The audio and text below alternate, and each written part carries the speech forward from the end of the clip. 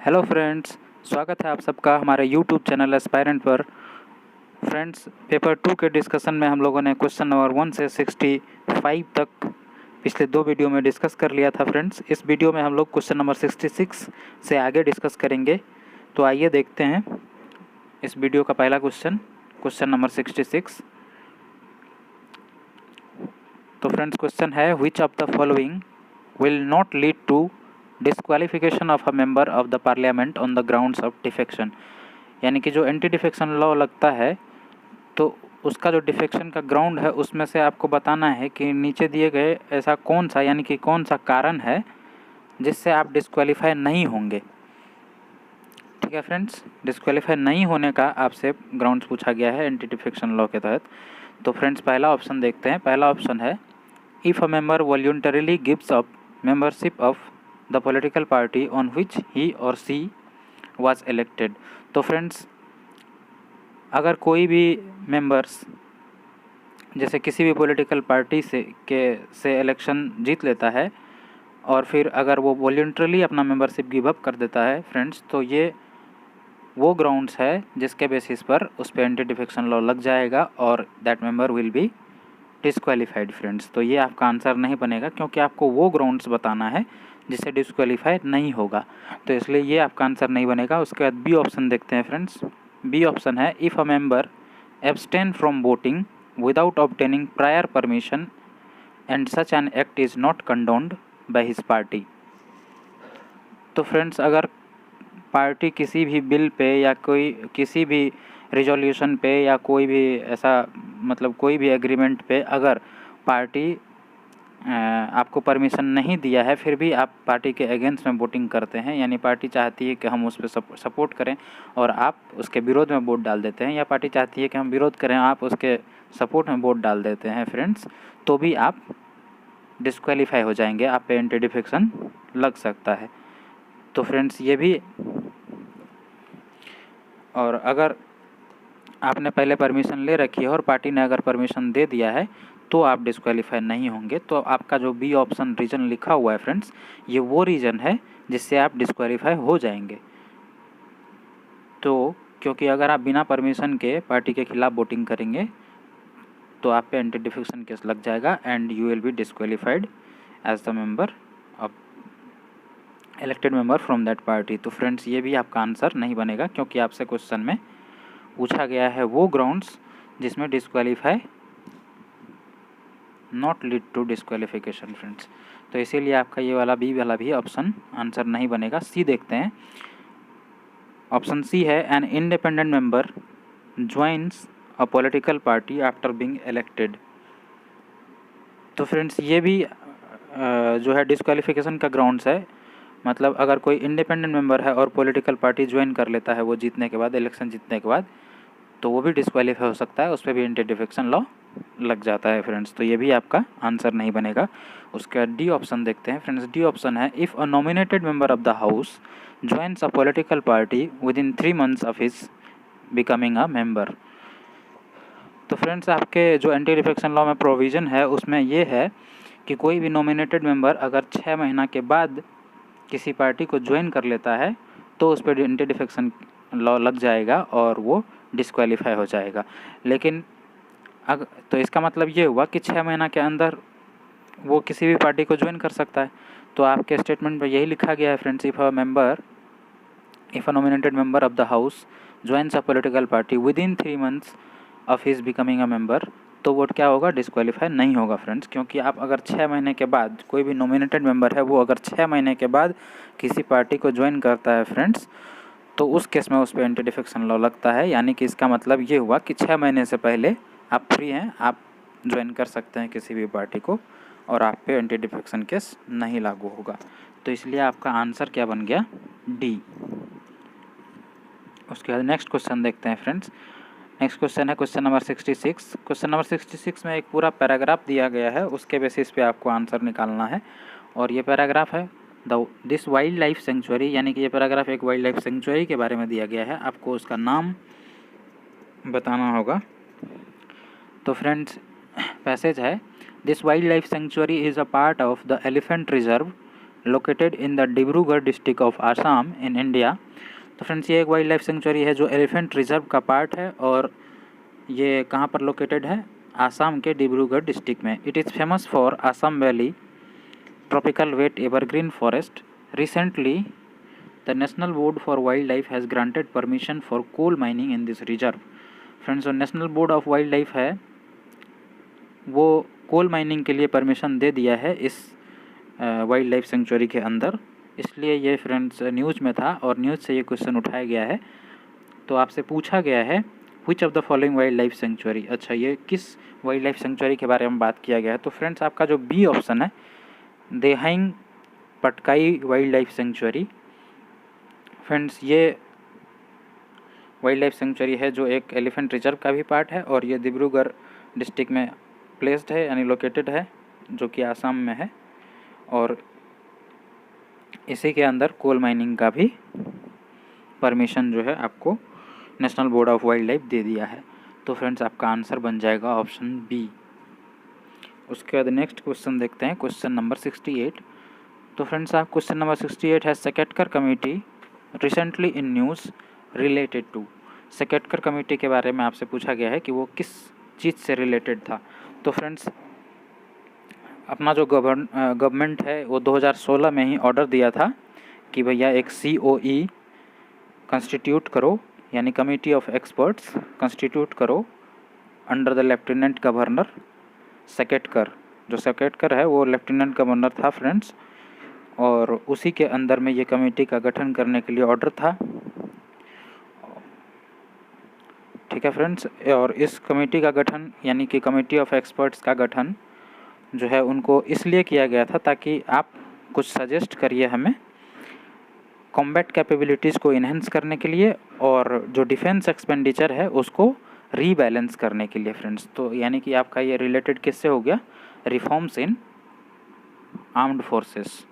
तो आपका आंसर बनेगा यहाँ से D, reforms in armed forces. और फ्रेंड्स सेकेटकर कमेटी का एक रिकमेंडेशन को गवर्नमेंट ने इम्प्लीमेंट भी किया है, वो जो चीफ ऑफ डिफेंस स्टाफ नियुक्त किया गया है that was one of the recommendation of the Shekatkar committee की। तो ये आप ध्यान रख सकते हैं कि जो चीफ ऑफ डिफेंस स्टाफ था यानी CDS that was one of the recommendation of the Shekatkar committee constituted by the order of government in 2016। Okay friends, तो नेक्स्ट क्वेश्चन देखते हैं। नेक्स्ट क्वेश्चन है question number 69। Friends question number 69 है consider the following statements with respect to the legislative procedure for passing an ordinary bill in a state legislature with the legislative council. यानी कि आपको उस state का बात किया गया है जिस स्टेट में बाई कैमरल लेजिस्लेचर है यानी वहाँ एक असेंबली भी है और एक काउंसिल भी है, उसका मतलब कोई भी ऑर्डिनरी बिल पास होने का क्या प्रोसीजर है उसके बारे में आपको दो स्टेटमेंट दिए गए हैं और आपसे करेक्ट स्टेटमेंट पूछा है फ्रेंड्स। पहला स्टेटमेंट देखते हैं। पहला स्टेटमेंट है the constitution provides for a joint sitting of both the houses in the case of disagreement. तो फ्रेंड्स ऐसा कोई भी प्रोविज़न हमारे कॉन्स्टिट्यूशन में नहीं है, means constitution doesn't provides for a joint sitting of both the houses in case of disagreement in case of state legislature with the legislative council friends. तो पहला स्टेटमेंट आपका इनकरेक्ट हो गया। उसके बाद सेकंड स्टेटमेंट देखते हैं। सेकंड स्टेटमेंट है the governor enjoys qualified veto if the bill is passed by the house and presented for his accent. तो फ्रेंड जो गवर्नर है फ्रेंड्स वो सिर्फ सस्पेंसिव वीटो एंजॉय करता है, यानी कि अगर कोई बिल पे उनकी सहमति नहीं है तो वो लेजिस्लेचर को वापस भेज सकते हैं कि भैया इस बार इसको वापस चेक कर लो, यानी फॉर द रिकमेंडेशन रिकन्सिडरेशन। और रिकन्सिडर होने के बाद अगर वापस बिल पास कर दिया जाता है लेजिस्लेचर के द्वारा तो फ्रेंड्स गवर्नर को अपना एसेंट देना ही पड़ता है। तो इसीलिए ये क्वालिफाइड वीटो के वजह से आपका क्या हो गया, इनकरेक्ट स्टेटमेंट हो गया, because our governors enjoys only suspensive veto. तो आपका आंसर क्या बन गया, पहला स्टेटमेंट भी इनकरेक्ट था, दूसरा भी इनकरेक्ट हो गया, तो आंसर बन गया डी ऑप्शन, नाइदर 1 नॉर 2। उसके बाद फ्रेंड्स नेक्स्ट क्वेश्चन देखते हैं, क्वेश्चन नंबर 70। क्वेश्चन नंबर 70 है, consider the following statements regarding the nomination of members to the Rajya Sabha. Friends Rajya Sabha में जो मेंबर का नॉमिनेशन होता है फ्रेंड्स, उसके बारे में आपसे 2 स्टेटमेंट दिया गया है, तो 3 स्टेटमेंट दिया गया है और आपसे करेक्ट स्टेटमेंट पूछा है फ्रेंड्स। तो एक एक करके स्क्रूटनाइज करते हैं। पहला स्टेटमेंट है, The members are nominated by the chairman of the Rajya Sabha from the list of members submitted by the House।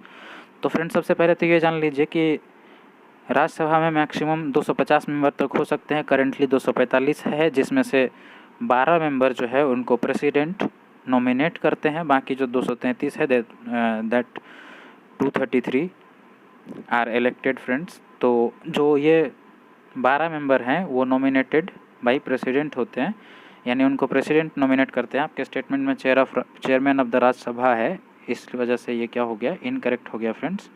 मैं लिख देता हूँ यहाँ पे, ये प्रेसिडेंट है, not chairman of the Rajya Sabha. तो पहला स्टेटमेंट क्या हो गया, इनकरेक्ट हो गया। उसके बाद सेकंड स्टेटमेंट है, the rational of nomination to the Rajya Sabha is to provide eminent and experienced person a place without going through the process of election।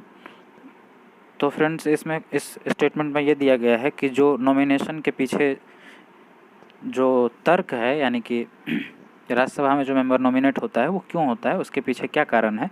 तो फ्रेंड्स उसका तर्क यही है, उसके पीछे जो रैशनल है वो यही है कि अगर कोई एक्सपीरियंस्ड पर्सन है, किसी भी वो 4 फील्ड निर्धारित किया गया फ्रेंड्स, उस 4 फील्ड में कोई भी कि अगर एक्सपीरियंस्ड पर्सन है तो उनको इस प्लेस पर यानी राज्यसभा में लाया जाए without going through the process of election, क्योंकि हो सकता है इलेक्शन के द्वारा वो ना चुना जाए। तो इसीलिए एक्सपीरियंस्ड पर्सन या कोई भी हाईली क्वालिफाइड पर्सन है तो उनको उस प्लेस पर लाने के लिए नॉमिनेशन का प्रोसेस जो है वो रखा गया है। तो इसके पीछे यही रैशनल है नॉमिनेशन के पीछे फ्रेंड्स। वो जो 4 ग्राउंड्स है जिसके तहत एक्सपीरियंस्ड या हाईली क्वालिफाइड पर्सन को लिया प्रेसिडेंट जो है अपना नॉमिनेट करते हैं, वो उनको आप ध्यान रख सकते हैं LASS से, LASS फ्रेंड्स। L से हो गया लिटरेचर, यानी लिटरेचर के फील्ड में कोई बहुत ही हाईली क्वालिफाइड पर्सन है या फिर बहुत ही एक्सपीरियंस्ड पर्सन है तो उनको प्रेसिडेंट राज्यसभा के मेंबर के रूप में नॉमिनेट कर सकते हैं। उसके बाद आर्ट है और फिर साइंस है और फिर सोशल सर्विस है फ्रेंड्स। ये 4 ग्राउंड्स हैं जिसके बेसिस पर प्रेसिडेंट जो है 12 मेंबर नॉमिनेट कर सकते हैं राज्यसभा में। हो गया क्लियर है। उसके बाद तो आपका दूसरा स्टेटमेंट जो है वो बिल्कुल करेक्ट हो गया। जो रैशनल है आपका, ये rational of the nomination of to the Rajya Sabha is to provide eminent and experienced person to a place without going through the process of election. तो ये आपका करेक्ट स्टेटमेंट हो गया फ्रेंड्स। उसके बाद तो पहला इनकरेक्ट हो गया, दूसरा करेक्ट हो गया। उसके बाद तीसरा स्टेटमेंट देखते हैं फ्रेंड्स। तीसरा स्टेटमेंट था provision has been borrowed from the South African constitution. तो फ्रेंड्स यहाँ पर 2 बातें, लोग कन्फ्यूज हो जाते हैं, ध्यान रखिएगा कि जो नॉमिनेशन का प्रोविज़न है, जो नॉमिनेशन यानी कि जो 12 मेंबर का नॉमिनेशन होता है friends on the basis of LASS that is nominated by the president of India. तो फ्रेंड्स वो जो प्रोविज़न है वो आयरलैंड से लिया गया है, वो साउथ अफ्रीका से नहीं लिया गया है। ये आपका इनकरेक्ट हो गया, वो आयरलैंड से लिया गया है। यहाँ लिख देता हूँ मैं, आयरलैंड से। और फ्रेंड्स ये जो इलेक्शन, बाकी जो 233 मेंबर्स हैं उनका जो इलेक्शन होता है, वो इलेक्शन का जो प्रोविज़न है, इलेक्शन वाला प्रोविज़न, वो लिया गया है साउथ अफ्रीकन कॉन्स्टिट्यूशन से। तो फ्रेंड्स यहाँ पर कंफ्यूज नहीं होना है आपको। तो आपका पहला और तीसरा स्टेटमेंट इनकरेक्ट हो गया फ्रेंड्स। आपसे करेक्ट पूछा गया है तो आंसर क्या बना, 2 ओनली। उसके बाद देखते हैं फ्रेंड्स क्वेश्चन नंबर 71। तो क्वेश्चन नंबर 71 है फ्रेंड्स, क्वेश्चन नंबर 71 है, consider the following statements with reference to president of India. तो फ्रेंड्स प्रेसिडेंट ऑफ इंडिया के बारे में आपको 2 स्टेटमेंट दिए गए हैं और आपसे करेक्ट स्टेटमेंट पूछा गया है। तो आइए स्क्रूटनाइज करते हैं एक एक करके। पहला स्टेटमेंट है, he should be qualified as a member of either house of the parliament. तो फ्रेंड्स प्रेसिडेंट बनने के लिए जो क्राइटेरिया है या कह सकते हैं आप क्वालिफिकेशन, वो हमारे इंडियन कॉन्स्टिट्यूशन के आर्टिकल 58 में मेंशन किया गया है। और वहाँ पर बस इतना लिखा गया है कि कोई भी आदमी अगर इंडिया का सिटीजन है और उसका एज 35 साल हो चुका है, और उसके बाद वो जो है आपको मेंबर ऑफ यानी कि मेंबर ऑफ लोकसभा बनने के लिए अगर क्वालिफाइड है तो वो प्रेसिडेंट बनने के लिए भी क्वालिफाई है। यानी कि फ्रेंड्स आपको इसमें राज्यसभा या बोथ द हाउस का कोई, यानी राज्यसभा के मेंबर होने के लिए वो क्वालिफाइड नहीं भी है तो भी चलेगा, बट लोकसभा का मेंबर होने के लिए उसको क्वालिफिकेशन उसका ज़रूरी है और 35 साल एज होना चाहिए और इंडिया का सिटीजन होना चाहिए। बस यही 3 क्वालिफिकेशन जो है आपके आर्टिकल 58 में लिखे गए हैं फ्रेंड्स। तो जो पहला स्टेटमेंट है ये बोलता है he should be qualified as a member of either house of the parliament. तो फ्रेंड्स राज्यसभा के लिए ज़रूरी नहीं है, तो इसलिए आइदर हाउस यहाँ पर की वजह से आपका ये स्टेटमेंट क्या हो गया, इनकरेक्ट हो गया। यहाँ सिर्फ लोकसभा होना चाहिए था तो आपका ये करेक्ट हो जाता, आइदर हाउस नहीं, सिर्फ लोकसभा।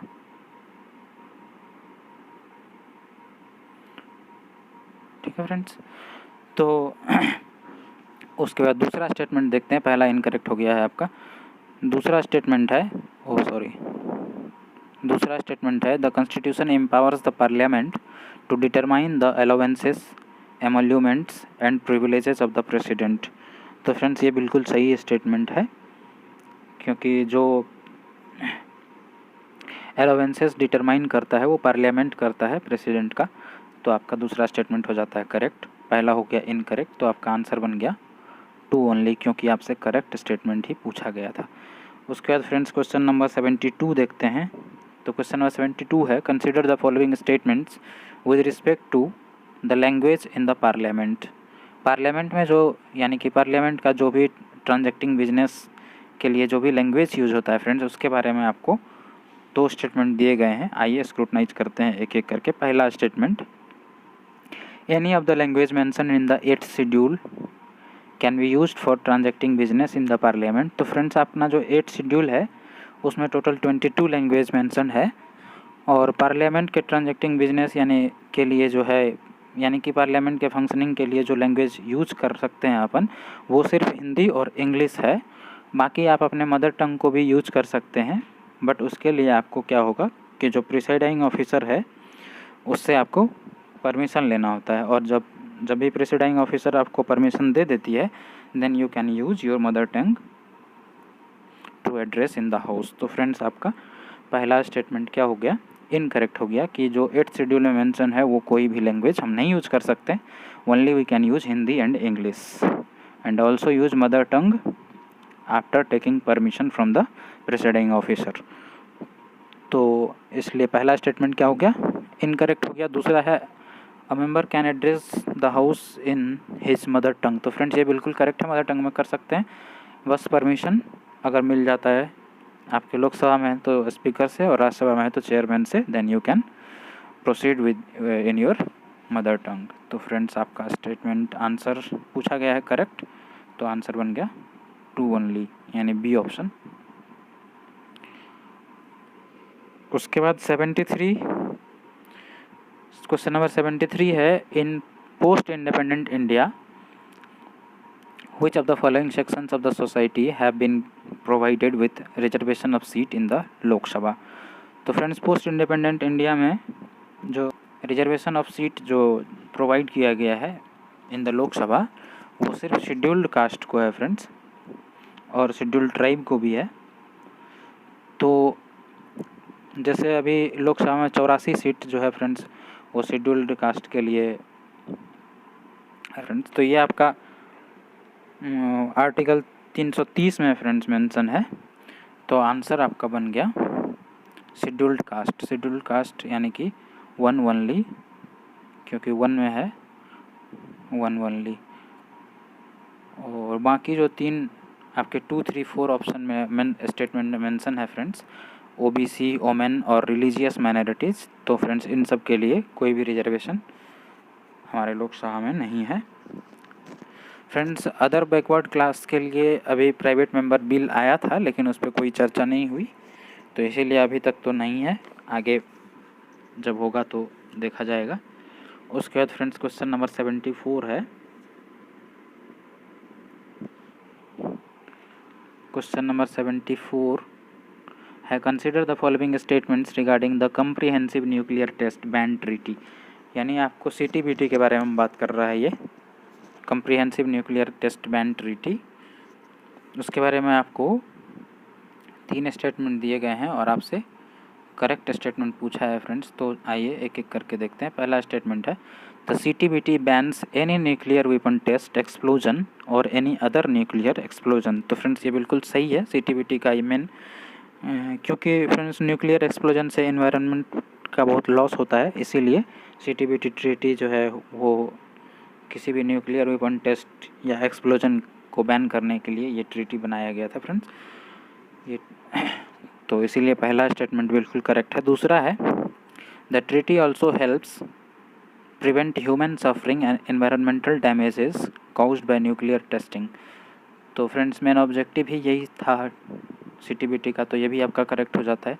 तीसरा है, India is not a signatory to CTBT। तो फ्रेंड्स टोटल ऐसे 44 कंट्रीज़ हैं that have potential to test nuclear weapons. तो फ्रेंड्स उन 44 को इस ट्रीटी में शामिल किया गया, लेकिन उसमें से सिर्फ 35 कंट्री ऐसे हैं जिन्होंने साइन भी कर लिया है और रेटिफाई भी कर लिया है फ्रेंड्स। इंडिया, पाकिस्तान और नॉर्थ कोरिया, ये 3 देश ऐसे हैं जिन्होंने अभी तक साइन भी नहीं किया है। यानी कि 41 कंट्री हो गए आपके जिन्होंने साइन कर दिया, और 35 कंट्री ऐसे हैं जिन्होंने साइन भी कर दिया है और रेटिफाई भी कर दिया है। तो India is not a signatory till date friends to CTBT। तो इसलिए आपका आंसर 1, 2 एंड 3 तीनों करेक्ट है स्टेटमेंट जो दिए गए हैं। आंसर बन जाएगा 1, 2 एंड 3 जो कि है आपके ऑप्शन डी में, तो ऑप्शन डी हो जाएगा आपके लिए करेक्ट आंसर। उसके बाद 75 क्वेश्चन नंबर 75 देखते हैं। Consider the following statement with reference to the legislative powers of the president. तो फ्रेंड्स प्रेसिडेंट के लेजिस्लेटिव पावर के बारे में आपको 2 स्टेटमेंट दिए गए हैं, आपसे करेक्ट स्टेटमेंट पूछा गया है। तो फ्रेंड्स पता ही होगा प्रेसिडेंट के पास कई सारे पावर्स होते हैं, legislative power, executive power, financial power. तो उसमें से आपको लेजिस्लेटिव पावर्स के बारे में 2 स्टेटमेंट दिए गए हैं, आपसे करेक्ट पूछा गया है। पहला स्टेटमेंट है, he adjourns meetings of both the houses of the parliaments. और दूसरा स्टेटमेंट है, he nominates 2 members of the Anglo Indian community in the Lok Sabha. तो फ्रेंड्स आपको बता दें, अगर करंट के हिसाब से देखेंगे तो दूसरा स्टेटमेंट भी इनकरेक्ट हो जाता है, क्योंकि जो 126वां अमेंडमेंट बिल लाया गया था फ्रेंड्स, 126th अमेंडमेंट बिल, उसके तहत ये जो एंग्लो इंडियन का नॉमिनेशन वाला प्रोविज़न था, इसको हटा दिया गया है। अब कोई भी एंग्लो इंडियन कम्युनिटी के मेंबर्स को नॉमिनेट नहीं किया जाएगा लोकसभा में, तो ये वाला आप आंसर से हटा ही दीजिए। तो दूसरा करंट के हिसाब से। और जो पहला है कि ही एडजॉर्न्स, यानी प्रेसिडेंट के बारे में, he adjourns meeting of the both the houses of the parliament. तो फ्रेंड्स प्रेसिडेंट जो है मीटिंग को एडजॉर्न नहीं करता है। President can summon, either summon और prorogate the house of the parliament. तो फ्रेंड्स जो एडजॉर्नमेंट वाला काम होता है वो काम स्पीकर का होता है, यानी प्रेसिडाइंग ऑफिसर का होता है। यानी कि in the case of Lok Sabha the speaker can adjourn the meetings, and in case of Rajya Sabha the chairman can adjourn the meetings. सबसे पहले आप डिफरेंस समझ लीजिए फ्रेंड्स एडजॉर्नमेंट और प्रोरोगेट का। तो फ्रेंड्स एडजॉर्नमेंट का मतलब होता है कि जो सीटिंग है, यानी कि जैसे आज का सीटिंग है फ्रेंड्स, उसको हम लोग ख़त्म कर दिए, यानी उसको टर्मिनेट कर दिए कि भैया आज के लिए सेशन, आज के जो मीटिंग है वो ख़त्म, यहीं पे ख़त्म, रोक देते हैं हम, तो उसको एडजॉर्नमेंट बोलते हैं। जो प्रोरोगेट होता है फ्रेंड्स, वो जो सेशन है पूरा सेशन ही एंड कर दिए, तो उसको हम लोग बोलते हैं प्रोरोगेशन फ्रेंड्स।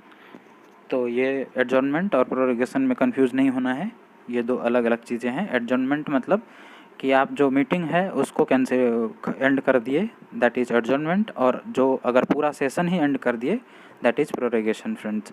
तो जैसे अपने यहाँ 3 सेशन होता है पूरा साल में, एक होता है बजट सेशन, एक होता है मानसून सेशन और एक होता है विंटर सेशन। तो अगर वो सेशन को ही एंड कर देते हैं तो वो पावर हमारे प्रेसिडेंट के पास है फ्रेंड्स, वो स्पीकर के पास नहीं होता है। तो that will be called as prorogation. And अगर सिर्फ एक मीटिंग को एंड करते हैं वो पावर स्पीकर के हाथ में होता है in the case of Lok Sabha, and in the case of Rajya Sabha वो चेयरमैन के पास होता है, तो वो एडजॉर्न कर सकते हैं मीटिंग को। तो ये क्वेश्चन हो गया, क्वेश्चन नंबर 75 क्लियर। तो पहला स्टेटमेंट तो इनकरेक्ट है और दूसरा स्टेटमेंट का कोई अस्तित्व ही नहीं रह गया अब जब 126वां बिल पास हो गया है तो इसलिए आपका आंसर बन जाता है D option, neither 1 nor 2।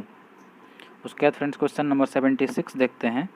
Question number 76 है which of the following is not provided for by the representation of people act, यानी रिप्रेजेंटेशन ऑफ पीपल एक्ट 1951 के अंदर इनमें से कौन सा प्रोवाइड नहीं किया गया है। तो फ्रेंड्स आप देख लीजिए, पहला है qualification of members of the parliament. तो फ्रेंड्स ये आपके रिप्रेजेंटेशन ऑफ पीपल एक्ट 1951 में मेंशन है। क्वालिफिकेशन और डिस्क्वालिफिकेशन ऑफ मेंबर्स, ये दोनों ही चीज़ें आपके जो आरपीए एक्ट है 1951 का उसके अंदर प्रोवाइड किया गया है फ्रेंड्स। और दूसरा जो है qualification of voters, this is also provided by the RPA act 1951। जो सी ऑप्शन है रजिस्ट्रेशन ऑफ पॉलिटिकल पार्टीज, तो फ्रेंड्स ये आपका आरपीए एक्ट 1951 नहीं बल्कि आरपीए एक्ट 1950 के तहत ये प्रोवाइड किया गया है जो रजिस्ट्रेशन ऑफ पॉलिटिकल पार्टीज है। तो रजिस्ट्रेशन ऑफ पॉलिटिकल पार्टीज जो आपका मेंशन है वो किस में है, रिप्रेजेंटेशन ऑफ पीपल एक्ट 1950 ना कि 51। तो इसीलिए आपका आंसर बन जाएगा C option, registration of political parties, क्योंकि ये आपके रिप्रेजेंटेशन ऑफ पीपल एक्ट 1950 में मेंशन है। आपसे पूछा ही गया था कि वो प्रोविज़न बताइए जो पीपल्स रिप्रेजेंटेशन एक्ट 1951 में नहीं प्रोवाइड किया गया है फ्रेंड्स। तो रजिस्ट्रेशन ऑफ पॉलिटिकल पार्टीज जो है ये आपके 1951 में नहीं बल्कि 1950 में प्रोवाइड किया गया है, इसलिए आपका आंसर बन गया ऑप्शन सी। उसके बाद नेक्स्ट क्वेश्चन नंबर 77 देखते हैं फ्रेंड्स। क्वेश्चन नंबर 77 है with respect to the subordinate court consider the following statements. तो फ्रेंड्स जो सबऑर्डिनेट कोर्ट होते हैं उसके बारे में आपको 2 स्टेटमेंट दिए गए हैं, आपसे करेक्ट स्टेटमेंट पूछा गया है। तो आइए देखते हैं। पहला स्टेटमेंट है द सेशन जज has the power to impose capital punishment. तो फ्रेंड्स बिल्कुल सही बात है, जो सेशन जज होते हैं उनके पास कैपिटल पनिशमेंट इम्पोज करने का भी पावर होता है, बट जो कैपिटल पनिशमेंट अगर वो देते हैं किसी को वो तब तक इफेक्ट में नहीं आता है जब तक वो हाई कोर्ट कन्फर्म नहीं कर देती है उनके कैपिटल पनिशमेंट को। तो इसलिए पहला स्टेटमेंट जो है वो करेक्ट है, क्योंकि उनके पास पावर तो है बट अगर वो किसी के लिए कैपिटल पनिशमेंट इशू कर देते हैं तो फ्रेंड्स उनको हाई कोर्ट के द्वारा कंफर्म कराना होता है। जब तक हाई कोर्ट कंफर्म नहीं करते हैं तब तक ऐसा नहीं कि किसी को फांसी की सज़ा दी और बस वहीं पे टांग दिया, ऐसा नहीं है। हाई कोर्ट के द्वारा पहले इसको कंफर्म किया जाता है। इफ़ अगर हाई कोर्ट भी पास कर देता है कि नहीं ये जो दिया है ये सही है, सही ग्राउंड्स पे है, तब फिर उनको कैपिटल पनिशमेंट दिया जाता है। तो पहला स्टेटमेंट जो है वो बिल्कुल सही हो गया आपका। और दूसरा स्टेटमेंट है the chief judicial magistrate tries criminal cases that are punishable with imprisonment for the term of up to 7 years. तो फ्रेंड्स ये भी स्टेटमेंट आपका बिल्कुल सही है। जो चीफ जुडिशियल मजिस्ट्रेट होता है, criminal case that are punishable with imprisonment, यानी कि 7 साल तक इम्प्रिजमेंट के लिए जो पनिशेबल है कोई भी क्रिमिनल केसेस, तो उस केस में उस केस का ट्रायल जो है चीफ जुडिशियल मजिस्ट्रेट के द्वारा किया जाता है। फ्रेंड्स ये बिल्कुल सही स्टेटमेंट है, आपका आंसर बन जाएगा 1 and 2 बोथ, ऑप्शन सी। उसके बाद क्वेश्चन नंबर 78 देखते हैं। Question number 78, what happens when an elected member of the house does not subscribe to an oath. तो फ्रेंड्स यानी ये पूछा गया है कि अगर कोई भी इलेक्टेड मेंबर है, यानी वो जीत लिया है इलेक्शन बट अभी तक शपथ ग्रहण नहीं हुआ है उसका, तो फिर उसके साथ क्या क्या हो सकता है। तो मतलब उसके बारे में आपको 2 स्टेटमेंट दिए गए हैं और आपसे करेक्ट स्टेटमेंट पूछा गया है। तो आइए देखते हैं। पहला स्टेटमेंट है he can participate in the proceedings of the house but not vote. तो फ्रेंड्स ये आपका स्टेटमेंट इनकरेक्ट हो जाता है because he can not participate in the proceedings of the house and also can not vote, यानी कि आपका ये दोनों ही प्रोविज़न जो है उनको अलाउ नहीं होता है फ्रेंड्स। अगर कोई ये जानते हुए भी ये काम करता है फ्रेंड्स तो उस पर फ़ाइन भी लगाया जाता है प्रतिदिन 500 रुपये के हिसाब से। तो इसीलिए ये स्टेटमेंट आपका इनकरेक्ट हो जाता है। जो दूसरा स्टेटमेंट है he is eligible to parliamentary privilege and immunities, तो फ्रेंड्स ये भी इनकरेक्ट है। जब तक शपथ ग्रहण नहीं होगा तब तक कुछ भी नहीं। तो इसलिए आपका दोनों ही स्टेटमेंट क्या हो गया, इनकरेक्ट हो गया। आंसर बन जाएगा डी ऑप्शन।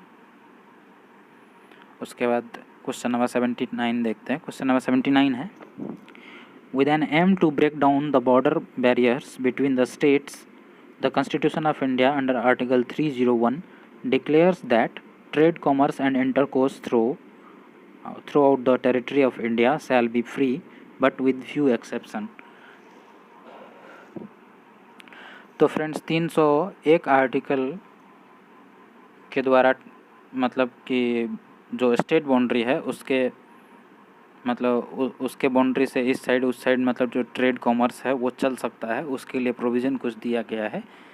तो उसके बारे में आपको दो स्टेटमेंट दिए गए हैं, आपसे करेक्ट स्टेटमेंट पूछा है। पहला स्टेटमेंट है parliament can impose restriction on the freedom of trade, commerce और intercourse between the states in the public interest. तो फ्रेंड्स अगर पब्लिक इंटरेस्ट के लिए ये चीज़ है तो parliament can impose restrictions of the on the freedom of trade, commerce.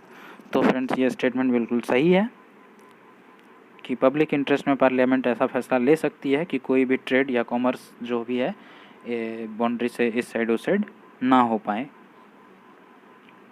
जैसे फ्रेंड्स अभी एग्जांपल ले सकते हैं, बिहार में दारू बैन है और यूपी वाला अगर सप्लाई करना शुरू कर दे बिहार, तो उस केस में फ्रेंड्स जो पार्लियामेंट है ही कैन इम्पोज रेस्ट्रिक्शंस।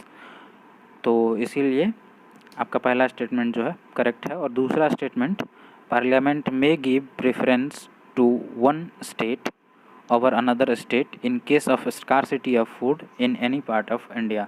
तो फ्रेंड्स इंडिया में किसी पार्ट में अगर फूड का स्कार्सिटी हो जाता है, कोई भी गुड्स का स्कार्सिटी हो जाता है, तो उस केस में पार्लियामेंट उस स्टेट को या उस पार्ट को प्रेफरेंस दे सकती है। ये भी करेक्ट स्टेटमेंट है। तो आपका आंसर बन गया बोथ स्टेटमेंट करेक्ट, ऑप्शन सी।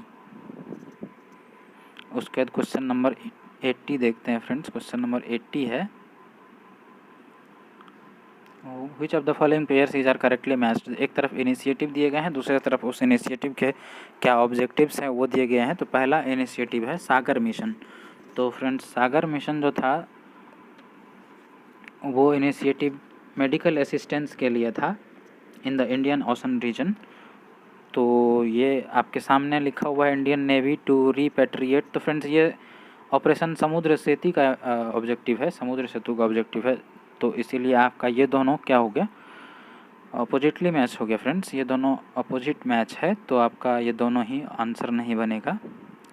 क्या पूछा है, करेक्टली मैच्ड पूछा है, तो इनको आप ऐसे मैच करवा सकते हैं। जो मिशन सागर है इसका ऑब्जेक्टिव है medical assistance to Indian ocean region countries, और जो ऑपरेशन समुद्र सेतु है फ्रेंड्स ये इंडियन नेवी का इनिशिएटिव था।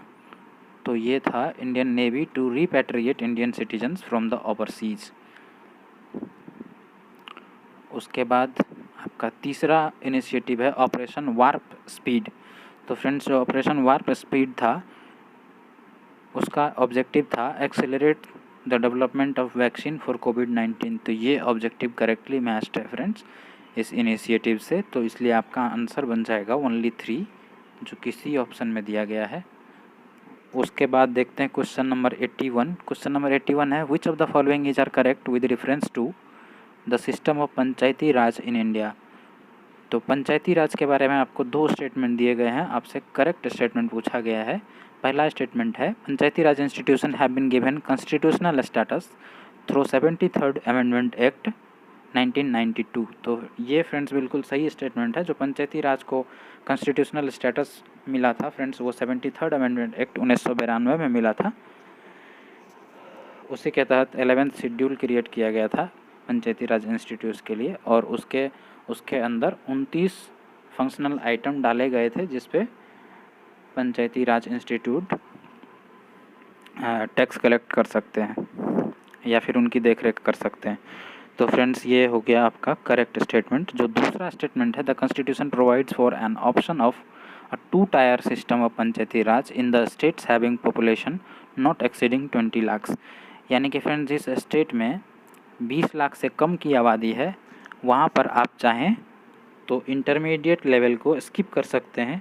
आप सिर्फ 2 लेवल पर पंचायती राज इंस्टीट्यूट क्रिएट कर सकते हैं, एक विलेज लेवल और दूसरा डिस्ट्रिक्ट लेवल। जो इंटरमीडिएट लेवल होता है ब्लॉक लेवल यानी ब्लॉक प्रमुख वगैरह पंचायत समिति, वो पोस्ट आप स्किप कर सकते हैं अगर आपके स्टेट का आबादी 20 लाख से कम है। तो ये भी स्टेटमेंट आपका बिल्कुल सही है, इसमें यही बात लिखी है।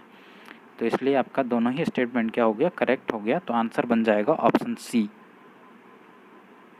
उसके बाद क्वेश्चन नंबर 82 देखते हैं। क्वेश्चन नंबर 82 है, with reference to zonal council consider the following statements. तो फ्रेंड्स जोनल काउंसिल के बारे में आपको 2 स्टेटमेंट दिए गए हैं और आपसे करेक्ट स्टेटमेंट पूछा है। पहला स्टेटमेंट है they are statutory bodies.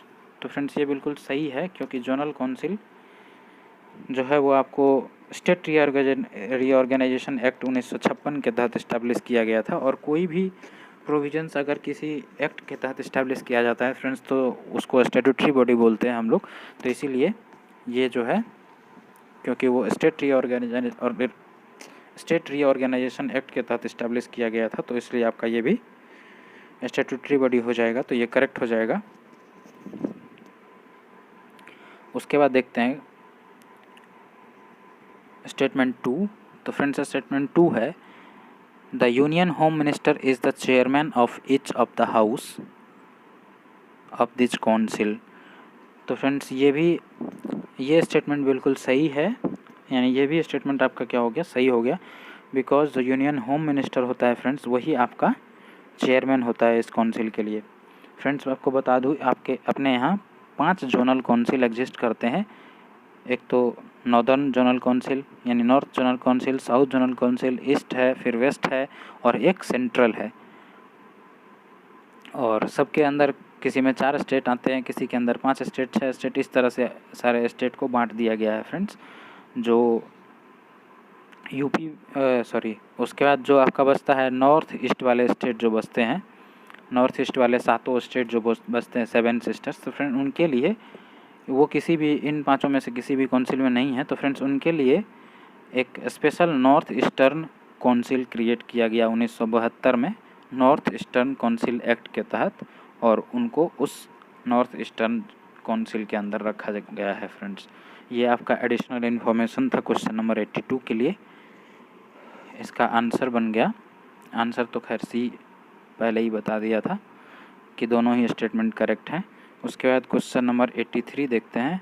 Question number 83 है friends, the office of the leader of house is provided under. तो फ्रेंड्स जो लीडर ऑफ हाउस का ऑफिस है that is provided under the rules of procedure and conduct of business. तो friends rules of procedure and conduct of business के तहत the leader of house का office create किया गया है, प्रोवाइड किया गया है। तो इसलिए आपका आंसर बन गया ऑप्शन बी क्वेश्चन नंबर 83 के लिए। उसके बाद क्वेश्चन नंबर 84 देखते हैं। क्वेश्चन नंबर 84 है, the committee considers the demand for grants of the concerned ministries. It secures the accountability of the executive and also assist in debating the budget.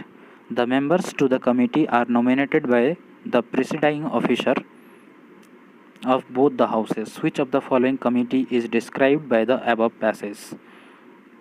तो friends ये जो स्टेटमेंट है यहाँ पर देखिए आप, it secures the accountability of the executive and also assist in debating the budget. तो friends जो आपका रूल्स कमेटी है लोकसभा का, जो रूल्स कमेटी है लोकसभा का, उन्होंने कहा कि भैया ऐसा है एग्जीक्यूटिव लोग बहुत मनमानी कर रहे हैं, इनका अकाउंटेबिलिटी को फिक्स करो। तो भैया उसके अकाउंटेबिलिटी को फिक्स करने के लिए उन्होंने रिकमेंड किया कि ऐसा है कि आप department related standing committee establish करिए ताकि इनके अकाउंटेबिलिटी को सिक्योर किया जाए। तो फ्रेंड्स वैसे आपका आंसर तो मिल गया कि जो ये कमेटी का नाम पूछा है, क्योंकि तो ये कमेटी जो था, ये कमेटी था डिपार्टमेंट रिलेटेड स्टैंडिंग कमेटी। बस इसके बारे में ये एडिशनल इन्फॉर्मेशन ले लीजिए कि जो लोकसभा का रूल्स कमेटी है उन्होंने रिकमेंड करा था कि ताकि एग्जीक्यूटिव का अकाउंटेबिलिटी सिक्योर हो सके कि आप department related standing committee establish करिए। तो फ्रेंड्स 1993 में 17 ऐसे कमेटी का गठन किया गया। उसके बाद फिर 2014 में रूल्स कमेटी ने कहा नहीं, इससे नहीं हो रहा है, आप ऐसा करिए 7 कमेटी का और गठन करिए। फिर 7 कमेटी का और गठन किया गया और टोटल अभी करंट समय में 24 डिपार्टमेंट रिलेटेड कमेटी एग्जिस्ट करती है फ्रेंड्स। तो इनका कंपोजिशन होता है 31 मेंबर का, जिसमें से 10 जो है वो नॉमिनेटेड होते हैं, नॉमिनेटेड बाय चेयरमैन, और जो बाकी 21 होते हैं उनको जो है जो स्पीकर होते हैं वो नॉमिनेट करते हैं फ्रेंड्स। तो आपका ये हो गया क्वेश्चन नंबर 84।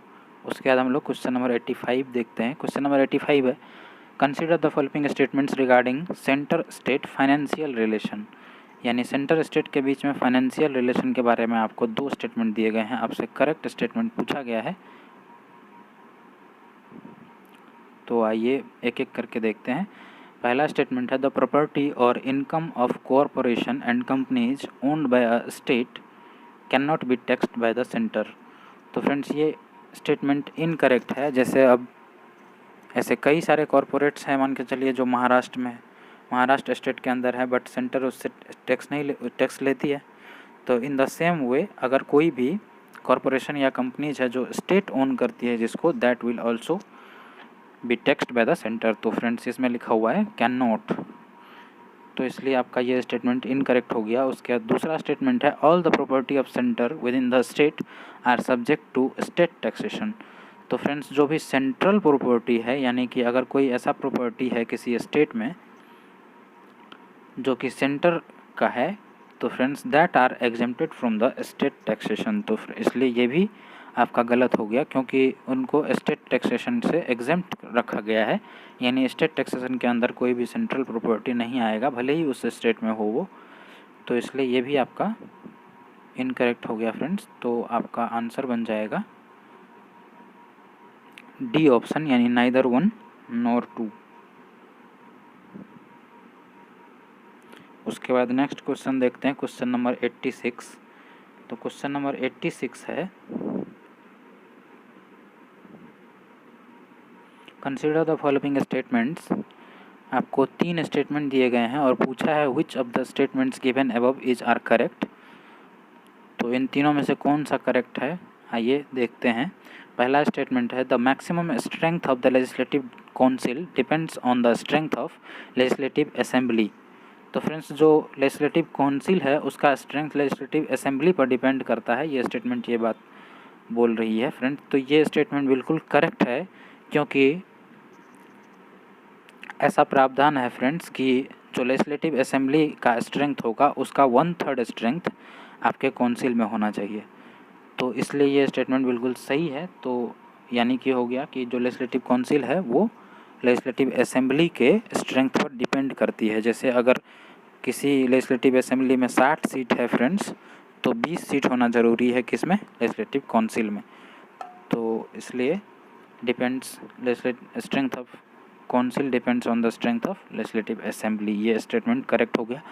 उसके बाद दूसरा स्टेटमेंट है, currently 7 states have created the legislative council. तो फ्रेंड्स ये बाई कैमरल लेजिस्लेचर का बात कर रहा है, यानी पे जहाँ पर दो तरह के लेजिस्लेचर एग्जिस्ट करते हैं, एक काउंसिल और एक लेजिस्लेटिव असेंबली। तो फ्रेंड्स ये 7 नहीं, अब 6 ही रह गए, पहले 7 थे, अब ये 6 ही रह गए, पहले 7 थे जब जम्मू कश्मीर हुआ करता था एक स्टेट। जब से जम्मू कश्मीर को का स्टेटहुड छीन करके उनको यूटी बनाया गया, क्योंकि जम्मू कश्मीर भी बाई कैमरल लेजिस्लेचर फॉलो करता था फ्रेंड्स। तो अब आपके 6 ही स्टेट्स ऐसे हैं जहाँ पर बाई कैमरल लेजिस्लेचर है फ्रेंड्स। वो 6 हैं आपके, आंध्र प्रदेश, बिहार, कर्नाटका, महाराष्ट्र, तेलंगाना और यूपी। यानी कि मात्र यही 6 स्टेट हैं जहाँ पर एमएलसी का भी सीट होता है फ्रेंड्स। बाकी और 22 स्टेट में जो एमएलसी का सीट है वो नहीं होता है, क्योंकि वहाँ पे बाई कैमरल लेजिस्लेचर है ही नहीं, यानी कि वहाँ पे काउंसिल है ही नहीं। उसके बाद जो तीसरा स्टेटमेंट है 1/3 of the members of the legislative council are elected directly by the people of the state. तो फ्रेंड्स ये आपका इनकरेक्ट स्टेटमेंट है। आपको जो लेजिस्लेटिव काउंसिल का मेंबर का इलेक्शन है वो प्रीवियस वीडियो में बताया गया है। अगर आप जानना चाहते हैं तो वो वीडियो खोल करके हमारा देख लीजिएगा। उसमें पूरा आपको इसके चारों पांचों प्रोविजंस बताए गए हैं, जैसे 1/3 मेंबर कौन करता है, 1/12 कौन करता है, फिर जो 1/6 है वो कौन करता है। तो वो सारे प्रोविजंस आपको वहाँ बताए गए हैं। उसके बाद क्वेश्चन नंबर 87 देखते हैं। अच्छा, इसका आंसर बन गया 1 ओनली, क्योंकि आपका पहला ही स्टेटमेंट करेक्ट है और जो दूसरा ये दोनों है वो इनकरेक्ट है फ्रेंड्स। तो आंसर क्या बन गया 1 ओनली। उसके बाद नेक्स्ट क्वेश्चन है question number 87। Question number 87, the act for decreasing और increasing the voting age limit must be passed by. तो फ्रेंड्स जो यूनिवर्सल एडल्ट सफरेज है या एडल्ट फ्रेंचाइजी है, उसमें जो वोटिंग एज लिमिट है वो कैसे पास हो सकता है फ्रेंड्स, इसके बारे में पूछा गया है। तो जो ऑप्शन आपका सी है, special majority and consent of the half of the states, यानी एक तो स्पेशल मेजोरिटी से पास होना चाहिए, दूसरी बात इसमें जो हाफ ऑफ द स्टेट है उसका भी कंसेंट ज़रूरी है फ्रेंड्स। तो आपका ऑप्शन सी हो गया आंसर।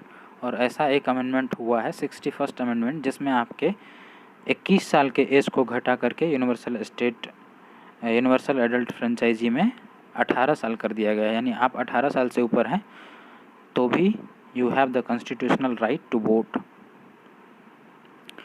अच्छा हाँ, ये जान लीजिए फ्रेंड्स, जो ये आपका वोटिंग राइट्स है that is not the fundamental rights, that is constitutional right what I have used just now. Okay friends, तो अब देखते हैं question number 88।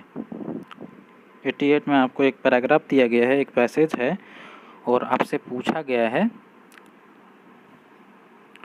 Which of the following tribes is being described by the above passage. यानी जो ऊपर passage लिखी गई है वो किस ट्राइब के बारे में लिखी गई है। तो आइए पैसेज देखते हैं। पैसेज है, it is one of the PBTGs, यानी कि it is one of the particularly vulnerable tribal groups, यानी PBTG, found in Maharashtra and parts of Gujarat. यानी वो एक पीबीटीजी में आता है, यानी पीबीटी ग्रुप के अंदर आता है और वो महाराष्ट्र और गुजरात रीजन में पाया जाता है। They are known for their old occupation of making kattha catechu, the thickened sap from the wood of khair. Recently, people from this tribe is associated with setting up of a successful enterprise in the marketing of gilwai, a minor forest produce used for pharmaceuticals companies. तो friends ये बात कर रहा है कटकारी committee tribal के बारे में। Friends कटकारी tribe एक ऐसा ट्राइब है जो 1 ऑफ द 75 पीबीटीजी के अंदर आता है। यानी कि इंडिया में total 75 particularly vulnerable tribal groups registered हैं फ्रेंड्स। उसमें से कटकारी ट्राइब भी एक है जो महाराष्ट्र और गुजरात रीजन में पाया जाता है। ये न्यूज़ से उठाया गया क्वेश्चन है फ्रेंड्स, क्योंकि जो माइनर फॉरेस्ट प्रोड्यूस है एक गिलोय, एक हर्ब प्लांट होता है ये, जिसका आजकल बहुत यूज हो रहा है और इसका मेडिकल डिमांड काफ़ी हाई है फ्रेंड्स। ये वायरल फीवर, मलेरिया और डायबिटीज़ के ट्रीटमेंट में यूज़ किया जाता है ये हर्ब्स, ये गिलोय प्लांट्स। तो इनके मार्केटिंग के लिए क्या है कि इस ट्राइब से एक यूथ का ग्रुप इनके मार्केटिंग के लिए आए, तभी से ये न्यूज़ में आया था और वहीं से ये क्वेश्चन उठाया गया है। तो आपको उसी ट्राइब का नाम पूछा गया है। तो फ्रेंड्स उस ट्राइब का नाम क्या है? कटकारी ट्राइब। देखते हैं, कटकारी ट्राइब है आपके ऑप्शन डी में। तो ऑप्शन डी जो है इस ऑप्शन क्वेश्चन के लिए करेक्ट आंसर हुआ। उसके बाद फ्रेंड्स क्वेश्चन नंबर 89 देखते हैं। क्वेश्चन नंबर 89 है, which of the following may be regarded as the importance of having a bicameral legislature. तो फ्रेंड्स ये बोल रहा है कि बाई कैमरल लेजिस्लेचर का क्या इम्पोर्टेंस है, यानी क्या महत्व है कि अगर किसी स्टेट में 2 टाइप का लेजिस्लेचर है, एक तो काउंसिल है और एक असेंबली है, तो उसका क्या महत्व है। तो फ्रेंड्स सबसे पहले तो ये जान लीजिए, कोई भी बिल अगर मान के चलिए लेजिस्लेटिव असेंबली में इंट्रोड्यूस हुआ, वहाँ से पास होने के बाद वो दूसरे हाउस यानी काउंसिल में जाता है and council reconsider that bill. After reconsidering that bill, council में suggest some amendment in that bill तो फ्रेंड्स मतलब एक तरह से ये बात हुई कि कोई भी बिल है, कोई भी बिल जो लॉ बनने जा रहा है, जो एक्ट बनने जा रहा है, उसका एक तो डबल चेक हो जाएगा। तो ये इस तरह का ऐसा कई सारा महत्व है। ये देखते हैं कुछ स्टेटमेंट। पहला स्टेटमेंट है it gives representation to different section of the society. तो फ्रेंड्स ये बिल्कुल सही स्टेटमेंट है। उसके बाद तो दूसरा स्टेटमेंट है it gives representation to all the geographical regions of the country. That's also correct statement. तीसरा है it acts as a revising body and prevents potential abuse of power. तो फ्रेंड्स ये स्टेटमेंट भी बिल्कुल सही है। ये मैंने अभी आपको बताया कि एक बार दोबारा रिवाइज हो जाता है कोई भी बिल, नहीं तो मान के चलिए लेजिस्लेटिव असेंबली में पता चला जिसका सरकार है, यानी कि उसकी मेजोरिटी तो होगी, वहाँ से तो ऑलरेडी पास हो जाएगा कोई भी ऑर्डिनरी बिल सिंपल मेजोरिटी से। तो फ्रेंड्स ये आपका तीनों ही स्टेटमेंट इसलिए करेक्ट हो जाता है। तो आपका आंसर बन गया 1, 2 एंड 3 जो आपके डी ऑप्शन में है। तो D option will be correct answer for this question. उसके बाद हम लोग क्वेश्चन नंबर 90 देखते हैं फ्रेंड्स। तो क्वेश्चन नंबर 90 है which of the following are voluntary discretion और optional provisions under the part 9 of the constitution. तो फ्रेंड्स जो पार्ट 9 है वो पंचायती राज से रिलेटेड पार्ट है फ्रेंड्स। उस पार्ट 9 में जो प्रोविज़न है फ्रेंड्स वो पंचायती राज से रिलेटेड है और ये उसमें दो तरह के प्रोविजंस हैं। एक वॉल्यूंट्री प्रोविजंस पंचायती राज के लिए बनाया गया था और एक बनाया गया था कंपलसरी प्रोविजंस। तो फ्रेंड्स अगर आप दोनों याद करेंगे या दोनों को पढ़ेंगे तो आप कंफ्यूज हो जाएंगे। तो मेरा सजेशन ये रहेगा कि आप कोई भी एक प्रोविजंस, जैसे कंपलसरी प्रोविजंस है, कंपलसरी प्रोविजंस आप याद कर लीजिए अच्छे तरीके से। तो आप वहाँ ऑप्शन देख करके पहचान तो जाएंगे कि ये कंपलसरी नहीं है। तो जो नहीं है that will B voluntary provisions. तो फ्रेंड्स आपको मैं कंपलसरी प्रोविजंस बता देता हूँ। तो कंपलसरी प्रोविजंस टोटल 5 हैं। सबसे पहली बात तो जो वो 21 साल एज है इलेक्शन लड़ने के लिए पंचायती राज में, मिनिमम एज कितना होना चाहिए? 21 साल। जैसे फ्रेंड्स एमएलए का इलेक्शन लड़ने के लिए आपका एज 25 होना चाहिए, उसी तरह से पंचायती राज का इलेक्शन लड़ने के लिए आपका मिनिमम एज कितना होना चाहिए? 21 साल। और उसके बाद जो चेयरपर्सन होता है पंचायत का या इंटरमीडिएट और डिस्ट्रिक्ट लेवल पे, उनका indirect election that is also one of the compulsory provisions mentioned under part 9 of the Indian constitution. उसके बाद विलेज लेवल पे जो ग्राम सभा का ऑर्गेनाइजेशन है that is also one of the compulsory provisions. उसके बाद फ्रेंड्स विलेज, इंटरमीडिएट और डिस्ट्रिक्ट लेवल पर पंचायत का इस्टेब्लिशमेंट जो है वो भी आपके कंपलसरी प्रोविज़न में आता है। 4 हो गए। और 5वां कंपलसरी प्रोविज़न ये है कि डायरेक्ट इलेक्शन होना चाहिए सभी पंचायत के सभी सीट पर, सभी लेवल पर। तो ये भी आपका मैंडेटरी या कंपलसरी प्रोविजंस के अंदर आएगा फ्रेंड्स। तो अब आप क्वेश्चन का एक एक करके स्टेटमेंट देख सकते हैं। आपसे वॉल्यूंट्री पूछा गया है, कंपलसरी मैंने बताया। अब आप इसमें जो कंपलसरी होगा वो अलग कर लीजिए, बाकी वॉल्यूंट्री होगा, and that will be your answer because question asks about voluntary provisions. तो फ्रेंड्स देखते हैं, पहला स्टेटमेंट है giving representation to MPs and MLAs in the panchayat falling within their constituencies. तो फ्रेंड्स ये अभी कंपलसरी प्रोविज़न में हम लोग ने नहीं पढ़ा, तो ये आपका वॉलंटरी हो जाएगा, ये आपका आंसर बन गया। उसके बाद दूसरा स्टेटमेंट है direct election to all the seats in the panchayat at the village, intermediate and district level. तो फ्रेंड्स ये आपके कंपलसरी प्रोविज़न में मैंने अभी आपको बताया, जो 5 बताए उनमें से एक है। तो ये आपका आंसर नहीं बनेगा क्योंकि ये आपका कंपलसरी प्रोविज़न हो जाता है under part 9 of the Indian constitution. But जो क्वेश्चन है आपसे पूछा गया है वो पूछा गया है वॉल्यूंट्री प्रोविजंस के बारे में। तो 2 स्टेटमेंट जो है वो आपका आंसर में नहीं होगा। तीसरा देखते हैं। तीसरा स्टेटमेंट है providing reservation of the seats for backward classes in the panchayat. तो फ्रेंड्स ये भी आपका वॉल्यूंट्री है बिकॉज आपको कंपलसरी प्रोविज़न में ये भी नहीं था। तो आंसर बन जाएगा 1 एंड 3 क्योंकि वॉल्यूंट्री प्रोविजंस आपके 1 एंड 3 हैं।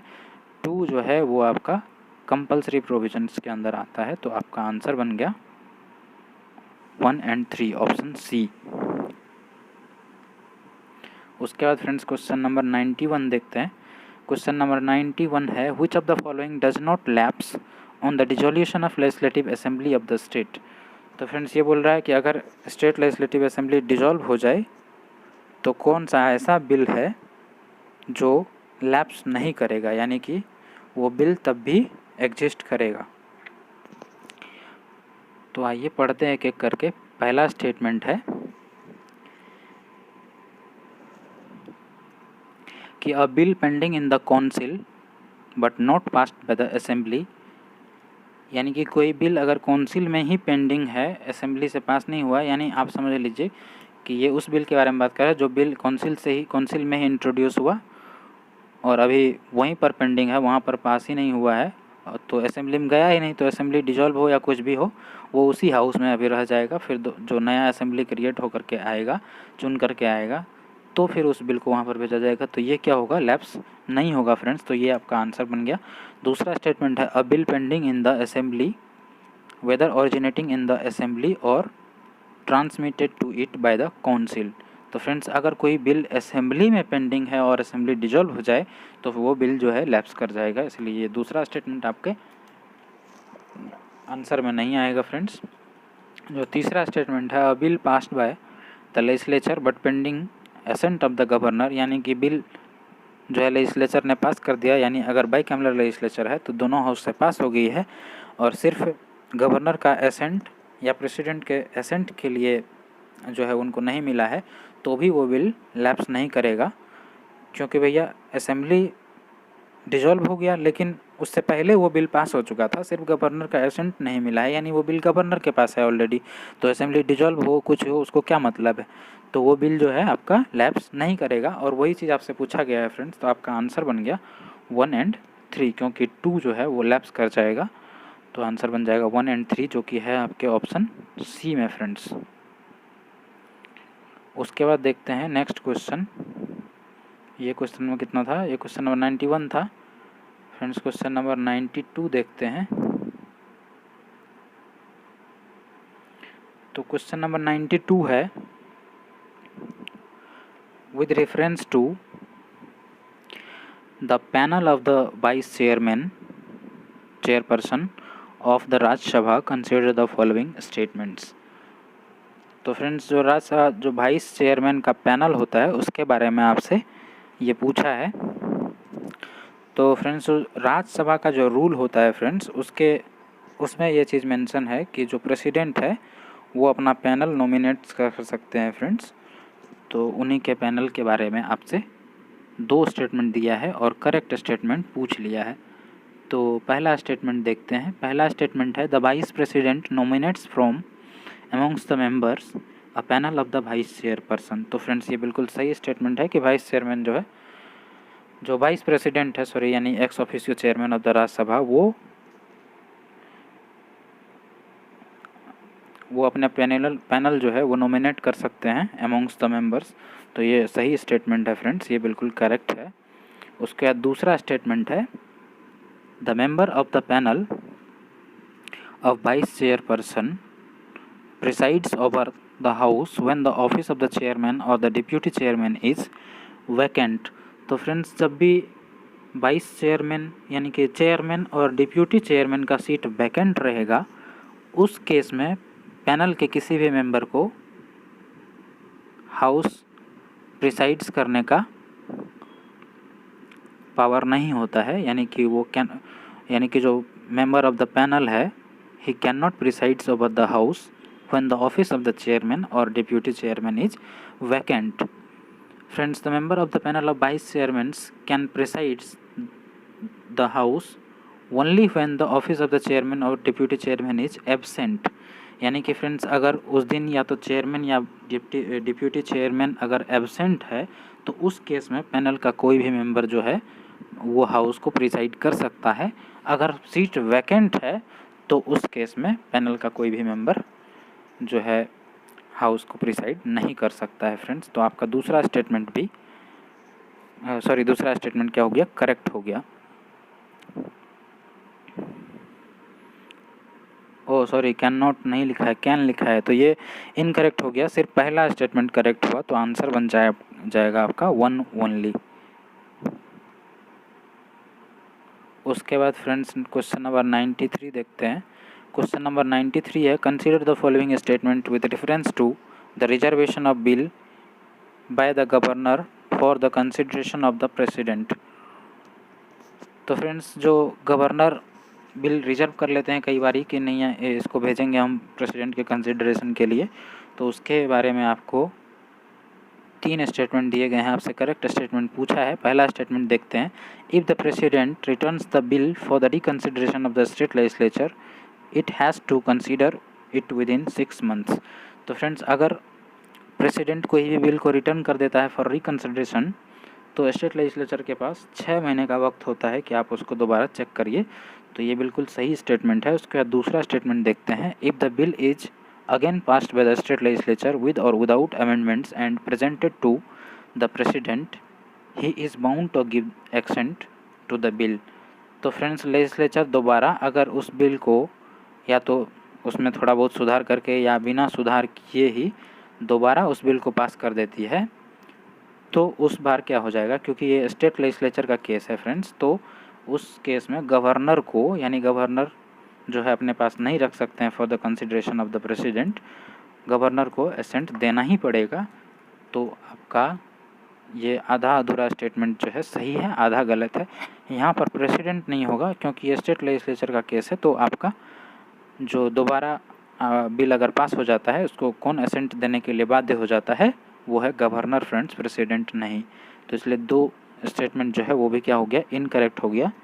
उसके बाद तीसरा स्टेटमेंट है, it is obligatory for the governor to reserve the bill for the consideration of the president which endangers the position of the state high court. Friends, अगर governor को लगता है कि जो पोजीशन ऑफ हाई कोर्ट है उसको कोई खतरा है इस बिल से, तो गवर्नर का ऑब्लिगेशन बन जाता है कि उस बिल को वो प्रेसिडेंट के कंसिडरेशन के लिए अपने पास रख लें। तो ये भी स्टेटमेंट करेक्ट हो गया। तो आपका दूसरा इनकरेक्ट हुआ, पहला और तीसरा करेक्ट हो गया फ्रेंड्स। आपसे करेक्ट ही पूछा गया था, तो आंसर बन गया 1 और 3। 1 और 3 है आपके ऑप्शन बी में, तो ऑप्शन बी इसका करेक्ट आंसर हो जाएगा। उसके बाद क्वेश्चन नंबर 94 देखते हैं। तो फ्रेंड्स, क्वेश्चन नंबर 94 है, consider the following statements with reference to the dissolution of panchayat under constitution. तो पंचायत के डिसोल्यूशन से रिलेटेड आपको 2 स्टेटमेंट दिए गए हैं, आपसे करेक्ट स्टेटमेंट पूछा है फ्रेंड्स। तो पहला स्टेटमेंट है, the constitution of India has not specified the grounds for dissolution of panchayat. ये बिल्कुल सही स्टेटमेंट है फ्रेंड्स। हमारे कॉन्स्टिट्यूशन में ऐसा कोई भी ग्राउंड्स स्पेसिफाई नहीं किया गया है जिससे पंचायत को डिसॉल्व कर दिया जाए। तो उसके बाद फ्रेंड्स दूसरा स्टेटमेंट देखते हैं। दूसरा स्टेटमेंट है, the new panchayat constituted upon the dissolution of the panchayat before the expiration of its duration continues only for the reminder of the period. तो फ्रेंड्स, ये बोल रहा है कि जो नया पंचायत कंस्टिट्यूट किया जाता है, अगर कोई पंचायत को डिसॉल्व करके उस जगह पर नया पंचायत कंस्टिट्यूट किया जाता है, तो वो सिर्फ रिमेनिंग, यानी कि जितना, जैसे कोई भी नया पंचायत का गठन होता है तो वो पूरा 5 साल के लिए नहीं रहेगा, बल्कि जितना दिन बाकी था उतना ही दिन के लिए रहेगा। तो ये बिल्कुल सही स्टेटमेंट है। जैसे मान के चलिए 2016 में इलेक्शन हुआ था पंचायत का, या मान के चलिए 2021 में इलेक्शन हो रहा है और टर्म है इलेक्शन का 5 साल आज से, तो इलेक्शन अब दोबारा कब होगा, 2026 में। लेकिन बीच में ही कुछ ऐसा गड़बड़ी हो जाता है कि पंचायती राज इंस्टीट्यूशन जो है वो डिसॉल्व हो जाता है, तो जो नया पंचायत का गठन होगा वो सिर्फ तब तक के लिए होगा, जितना दिन बाकी है उतना ही दिन के लिए होगा। यानी 2026 में फ्रेश इलेक्शन होगा पूरा स्टेट में, तो उस पंचायत में भी होगा फ्रेंड्स। बस एक केस में इलेक्शन नहीं होता है, अगर 6 महीने से कम का ड्यूरेशन बाकी रह गया है तो पंचायत में फिर सेम टाइप पे, जिस टाइम पे स्टेट में, पूरा स्टेट में पंचायती राज इलेक्शन होगा उसी टाइम इलेक्शन होगा फ्रेंड्स। बीच में कोई नया पंचायत जो है वो नहीं कंस्टिट्यूट किया जाता है। तो ये हो गया क्लियर फ्रेंड्स। तो आपका ये दोनों ही स्टेटमेंट जो है वो सही है इसमें लिखा हुआ, और इसमें एक एडिशनल इन्फॉर्मेशन वो था जो मैंने आपको दिया। तो आंसर बन जाता है इसका सी ऑप्शन, बोथ 1 और 2। उसके बाद फ्रेंड्स नेक्स्ट क्वेश्चन देखते हैं, क्वेश्चन नंबर 95। तो फ्रेंड्स क्वेश्चन नंबर 95 है, which of the following qualifications is are laid down by the constitution for the appointment of a person as a governor. तो friends governor के appointment के लिए जो qualification हमारे कॉन्स्टिट्यूशन में दिया गया है उसके बारे में आपसे पूछा गया है फ्रेंड्स। तो पहला स्टेटमेंट देखते हैं, he should be a citizen of India, he should not belong to the state where he is appointed, और तीसरा है he should have completed the age of 35 years. तो फ्रेंड्स अपने कॉन्स्टिट्यूशन में जो क्वालिफिकेशन दिया गया है for the appointment of governor वो सिर्फ इतना सा है कि he should be a citizen of India, और दूसरा है कि he should have completed the age of 35 years. तो सिर्फ ये दो चीज़ अगर कोई क्वालिफाई कर लेता है फ्रेंड्स, यानी ये दो क्राइटेरिया, तो he will be eligible for the appointment of governor friends. लेकिन ये जो दूसरा स्टेटमेंट है, he should not belong to the state where he is appointed, कि जिस स्टेट में वो गवर्नर जिस स्टेट का बनाया जा रहा है वो उस स्टेट का नहीं होना चाहिए, मतलब he must be an outsider. तो फ्रेंड्स ये एक्चुअली उस टाइम पे दो कन्वेंशन साइन किया गया था फ्रेंड्स, दो कन्वेंशन जो है वहाँ से ये आया था अपॉइंटमेंट ऑफ गवर्नर के रिगार्डिंग। ऐसा दो कन्वेंशन है, वो कन्वेंशन ये है कि he must be an outsider, यानी कि वो जिस स्टेट में गवर्नर बनने जा रहा है वो उस स्टेट का आदमी नहीं होना चाहिए, वो किसी बाहर के स्टेट का होना चाहिए। और जैसे बिहार का गवर्नर है जो वो बिहार का नहीं होगा, वो यूपी का हो सकता है, अदर किसी भी स्टेट का हो सकता है, लेकिन बिहार का नहीं होगा। या यूपी का अगर गवर्नर होना है तो वो यूपी का नहीं होगा। तो ये एक कन्वेंशन है फ्रेंड्स। और दूसरा कन्वेंशन ये है कि अपॉइंटमेंट के समय प्रेसिडेंट जो है उस जिस स्टेट में गवर्नर अपॉइंट करने जा रहे हैं उस स्टेट के सीएम से कंसल्ट करेंगे।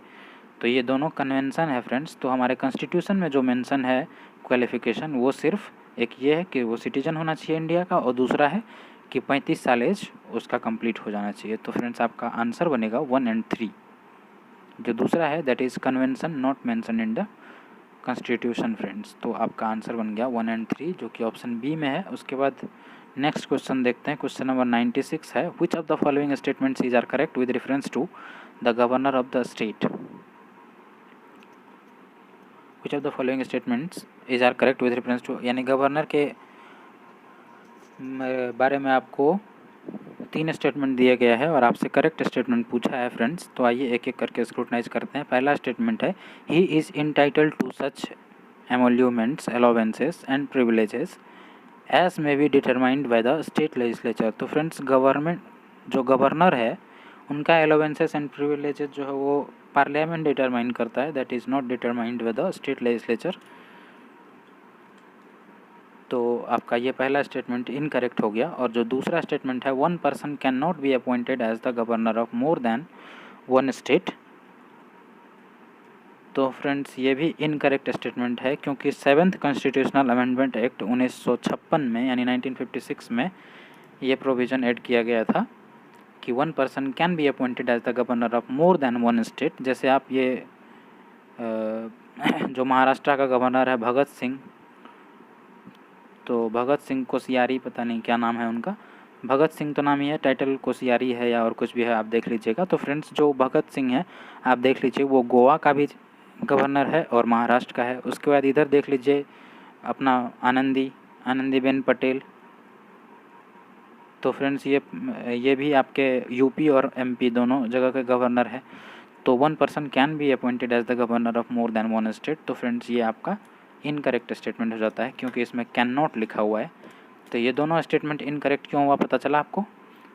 पहला ये कि जो अलाउंसेस है और प्रिविलेजेस है गवर्नर का, that is determined by the parliament friends, not by state legislature, and hence the first statement is incorrect. And second statement is incorrect because 1 person can be appointed as, यहाँ पे can not है इस वजह से गलत हो गया, can be appointed as the governor of more than 1 state. तो फ्रेंड्स ये भी इनकरेक्ट हो गया। तीसरा स्टेटमेंट है, the constitution does not lay down any grounds upon which the governor may be removed from his office. तो friends ये statement बिल्कुल सही है, constitution does not lay down any grounds upon which the governor may be removed from his office. तो friends तीसरा statement आपका बिल्कुल सही है, इसलिए आंसर बन जाएगा 3 ओनली। उसके बाद नेक्स्ट क्वेश्चन है क्वेश्चन नंबर 97। क्वेश्चन नंबर 97 है, which of the following committees recommend a 2-tier Panchayati Raj system with a जिला परिषद at the district level and below it the Mandal panchayat consisting of a group of villages। तो friends आपसे पूछा गया है कि कौन सी ऐसी कमेटी थी जिन्होंने 2 टायर पंचायती राज का रिकमेंडेशन दिया था फ्रेंड्स। तो नीचे आपके लिखे गए ऑप्शन में Balwant Rai Mehta committee, Thungon committee, Ashok Mehta committee, Gadgil committee. तो friends Balwant Rai Mehta committee, Thungon committee, Gadgil committee, ये तीनों ही कमेटी ऐसे थे जिन्होंने 3 टायर पंचायती राज इंस्टीट्यूट का रिकमेंडेशन दिया था। एक ऐसा है मात्र अशोक मेहता कमेटी जिन्होंने 2 टायर पंचायती राज का रिकमेंड किया था फ्रेंड्स। तो आंसर बन गया अशोक मेहता कमेटी। उसके बाद 98 क्वेश्चन देखते हैं। तो फ्रेंड्स क्वेश्चन नंबर 98 है, कंसीडर द फॉलोइंग पेयर्स। एक तरफ यूनियन टेरिटरी है और दूसरा अंडर टेरिटोरियल जुरिस्डिक्शन ऑफ। वो यूनियन टेरिटरी किस हाईकोर्ट के जुरिस्डिक्शन के अंदर आते हैं वो लिखा गया है। तो पहला है अंडमान एंड निकोबार आइलैंड्स। तो फ्रेंड्स अंडमान निकोबार आइलैंड्स का अपना हाईकोर्ट है नहीं, तो उनका जो जुरिस्डिक्शन है वो कलकत्ता हाईकोर्ट के अंदर आता है। यहाँ लिखा गया है मद्रास हाईकोर्ट। तो फ्रेंड्स ये इनकरेक्ट हो गया, because this comes under Calcutta high court, तो इसलिए ये आपका इनकरेक्ट हो गया। जो दूसरा स्टेटमेंट है फ्रेंड्स लक्षद्वीप आइलैंड्स, तो उनका भी खुद का हाईकोर्ट है नहीं, तो वो केरला हाईकोर्ट के जुरिस्डिक्शन के अंदर आते हैं फ्रेंड्स। तो वो करेक्ट मैच पेयर है। उसके बाद जो तीसरा स्टेटमेंट है दमन एंड दीव, तो वो आते हैं बॉम्बे हाईकोर्ट के जुरिस्डिक्शन के अंदर, वो गुजरात हाईकोर्ट के जुरिस्डिक्शन के अंदर नहीं आते हैं। तो ये भी आपका इनकरेक्ट मैच हो गया। तो आपको करेक्टली मैच पूछा है, इसलिए आपका आंसर हो जाएगा 2 ओनली, क्योंकि सिर्फ 2 है आपका करेक्ट मैच। उसके बाद क्वेश्चन नंबर 99 देखते हैं, consider the following statement with regard to estimates committee. तो फ्रेंड्स एस्टीमेट्स कमेटी के बारे में आपको 2 स्टेटमेंट दिए गए हैं, करेक्ट पूछा है। पहला है the committee was first constituted in 1950 on the recommendation of Pandit Jawaharlal Nehru. तो फ्रेंड्स ये इनकरेक्ट है। जो एस्टीमेट्स कमेटी है that was established on the recommendation of John Mathai that time finance minister. तो ये आपका इनकरेक्ट स्टेटमेंट हो गया, जवाहरलाल नेहरू के ये रिकमेंडेशन पे नहीं हुआ था, ये हुआ था जॉन मठाई के रिकमेंडेशन पे। और जो दूसरा स्टेटमेंट है its member are only from the Lok Sabha, that's correct statement. जो एस्टीमेट कमेटी के मेंबर होते हैं friends that is only from the Lok Sabha. तो दूसरा स्टेटमेंट आपका बिल्कुल सही हो गया। तो आंसर बन गया 2 ओनली, क्योंकि पहला इनकरेक्ट है। उसके बाद लास्ट क्वेश्चन देख रहे हैं आज का, which of the following statement is are correct with reference to the executive power of the governor. Governor के एग्जीक्यूटिव पावर के बारे में आपको 2 स्टेटमेंट दिए गए हैं और आपसे करेक्ट स्टेटमेंट पूछा है। तो पहला पढ़ते हैं। पहला स्टेटमेंट है he appoints the state election commissioner and determines the condition of service. तो friends he appoints the state election commissioner and determines his condition of service, ये बिल्कुल सही स्टेटमेंट है। ये गवर्नर का एग्जीक्यूटिव पावर है कि governor can appoint the state election commission and also determines the condition of their service. तो पहला स्टेटमेंट बिल्कुल सही हो गया। दूसरा स्टेटमेंट है he appoints and removes the chairman and members of the state public service commission. तो friends जो स्टेट पब्लिक सर्विस कमीशन है उसके मेंबर्स को अपॉइंट ज़रूर करते हैं गवर्नर, बट जो रिमूव सिर्फ प्रेसिडेंट कर सकते हैं। Governor doesn't have the power to remove the members and chairperson of the state public service commission. तो दूसरा आपका इनकरेक्ट हो गया। तो आंसर बन गया 1 ओनली। फ्रेंड्स ये वीडियो थोड़ा लंबा हो गया। अगर आपको फ्रेंड्स हमारे वीडियो से मदद हो रहा है, आपको question paper test paper revision करने में मतलब आपकी समय की बचत हो रही है, तो सब्सक्राइब करिए हमारे चैनल को और देखते रहिए। एक एक करके सारे टेस्ट पेपर मैं डाल रहा हूँ और थोड़े टाइम बाद अभी विजन IAS का एक्चुअली वो मंथली मैगजीन आ ही नहीं रहा है, मार्च तक ही आया है फ्रेंड्स। जैसे ही आता है मई का तो मैं मई का बनाऊँगा वीडियो। तब तक के लिए अभी टेस्ट पेपर डाल रहे हैं, तो आप लोग सब्सक्राइब करिए चैनल को और देखिए टेस्ट पेपर के डिस्कशन। और फ्रेंड्स अगर कोई सजेशन हो आपका तो वो भी आप कमेंट में मेंशन कर सकते हैं। तो अभी के लिए इतना ही फ्रेंड्स, थैंक यू।